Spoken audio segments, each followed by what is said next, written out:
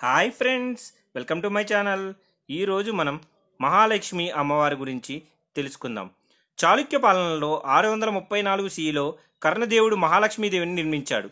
రాతి వేదికపై అమర్చబడిన కిరీటం ధరించిన దేవతామూర్తి రత్నంలో తయారు చేయబడింది మరియు దాదాపు 40 కిలోగ్రాముల బరువు ఉంటుంది. నల్లరాయిలో చెక్కబడిన మహాలక్ష్మి విగ్రహం 3 అడుగుల ఎత్తు ఉంటుంది.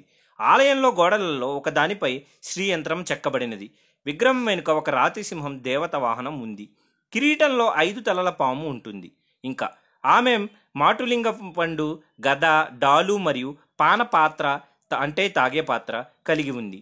స్కంద పురాణంలోని లక్ష్మీ సహస్రనామంలో లక్ష్మీదేవిని ఓం కరవీర నివాసినే నమః అని స్తుతిస్తారు. అంటే కరవీరలో నివసించే దేవతకు మహిమ అని, మరియు ఓం శేషవాహుని సంసేవ్య నమః అని అంటే ఆదిశేషుడు మరియు వాసుకి సేవ చేసే దేవతకు మహిమ అని. అవి లక్ష్మీ సహస్రనామంలో లక్ష్మీదేవి యొక్క 1909 మరియు 690వ పేర్లు. ఇది దేవి మహత్య రహస్యంలో కూడా ప్రస్తావించబడిన వివరణ. ప్రొఫెసర్ ప్రభాకర్ మలిహే మాట్లాడుతూ కరవీర పేరు ఇప్పటికీ స్థానికంగా కొల్హాపూర్ నగరాన్ని సూచించడానికిగా ఉండబోయింది అని ఆయన తెలిపారు.